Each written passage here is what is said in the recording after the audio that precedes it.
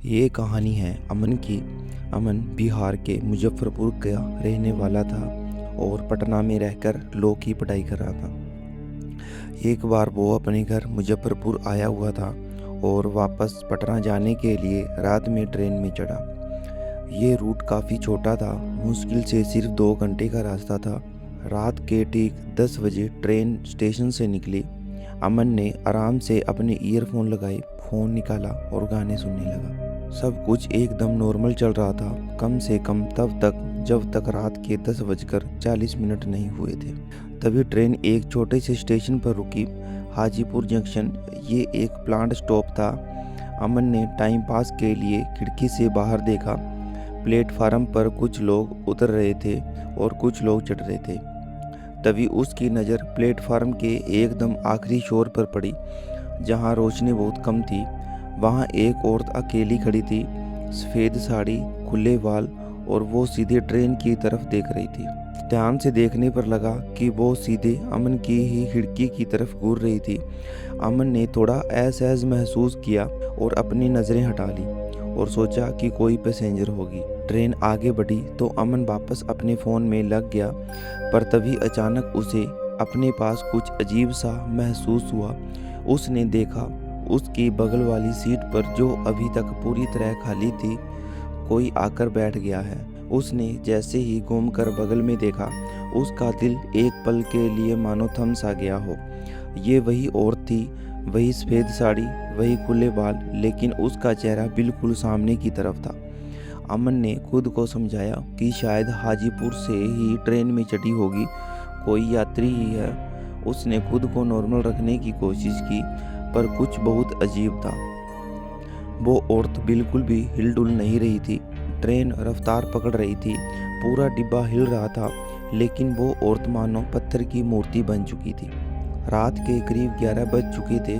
अमन का डर अब थोड़ा बढ़ने लगा था, तो उसने हिम्मत जुटाई और धीरे से खांसते हुए औरत की तरफ देखकर बोला, भाभी जी, क्या यह सीट किसी की है? उसने कोई जवाब नहीं दिया। अमन ने थोड़ा और ज़ोर से कहा, भाभी जी, यह सीट किसी की है क्या? फिर भी कोई हरकत नहीं हुई। अमन ने उसका चेहरा देखने की कोशिश की, पर उसके बाल आगे की तरफ गिरे हुए थे, चेहरा पूरी तरह छुपा हुआ था। तभी कंपार्टमेंट में बैठे एक बुजुर्ग ने अमन की तरफ अजीब नज़रों से देखा।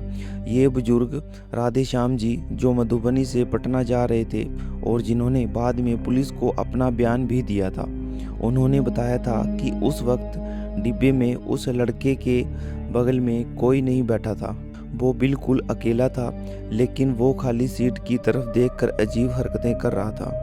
खैर, अमन को उस वक्त ये बात नहीं पता थी। उसे तो लग रहा था कि वो औरत सच में वही बैठी है। रात के करीब 11:15 पर ट्रेन सोनपुर स्टेशन पर रुकी। अमन पूरी तरह घबराया हुआ था। उसने सोचा कि यहाँ उतरकर थोड़ा पानी पी लेता हूँ और अपनी सीट भी चेंज कर लूँगा।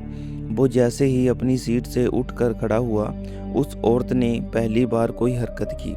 उसने अपना सिर धीरे से घुमाया और सीधे अमन की तरफ देखा। अमन ने जब उसका चेहरा देखा तो वो खौफनाक मंजर वो जिंदगी भर नहीं भूल पाया। उसकी आंखें तो थी, पर आंखों में पुतलियां गायब थी। पूरी आंख सफ़ेद थी और वो मुस्कुरा रही थी, लेकिन वो मुस्कुराहट अजीब और उल्टी थी, यानी उसके होठों के कोने नीचे की तरफ झुके हुए थे, जैसे किसी ने ज़बरदस्ती चेहरा बिगाड़ रखा हो। अमन खौफ के मारे वहीं जड़ गया। तभी ट्रेन फिर से चल पड़ी और वो औरत वापस सामने की तरफ मुँह करके बैठ गई, जैसे कुछ हुआ ही न हो।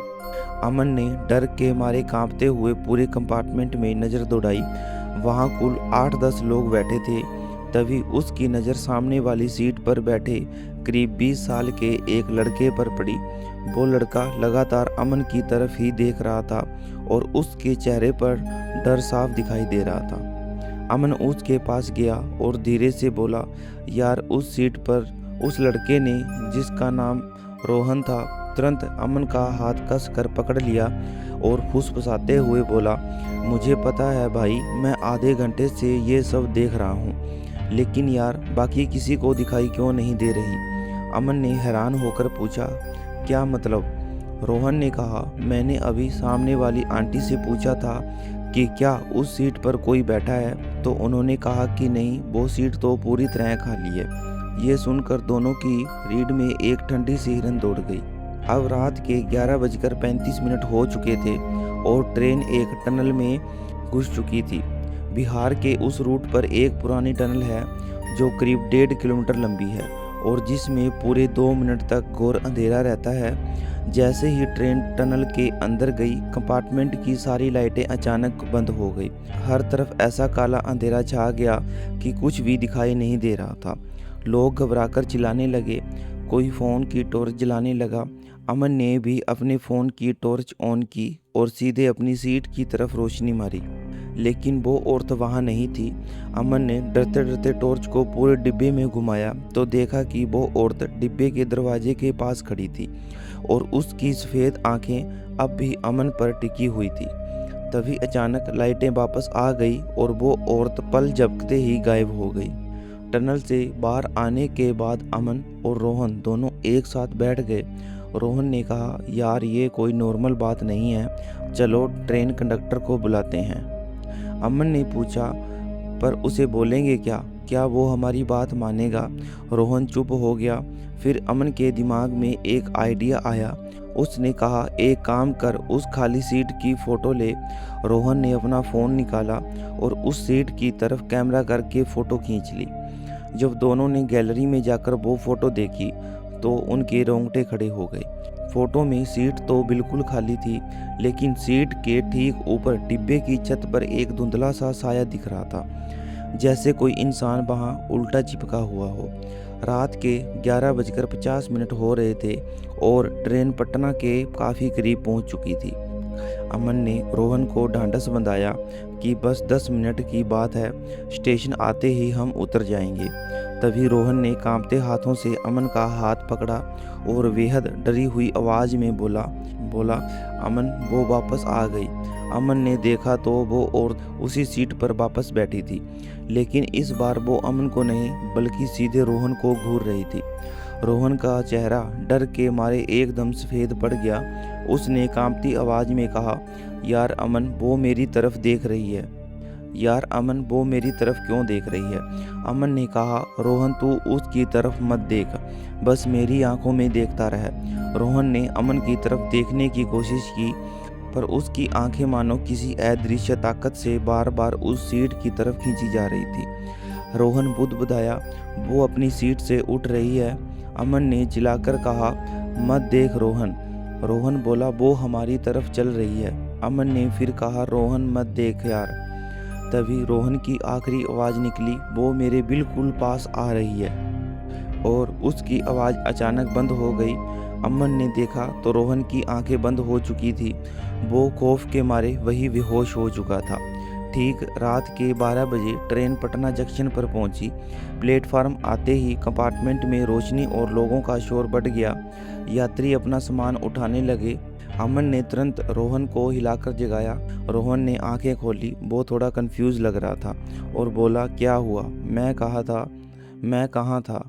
अमन ने कहा, भाई ट्रेन में ही है, पटना आ गया, चल जल्दी उतर।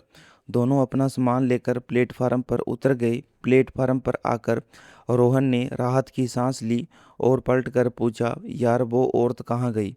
अमन ने जैसे ही पीछे मुड़कर ट्रेन के S3 कोच की खिड़की की तरफ देखा तो वो औरत वही खड़ी थी और अब भी उन्हीं को देख रही थी। अमन ने तुरंत रोहन का हाथ खींचा और कहा, चल पीछे पलटकर मत देख, और दोनों चुपचाप प्लेटफॉर्म से बाहर निकल गए। और यही थी रोहन और अमन की कहानी।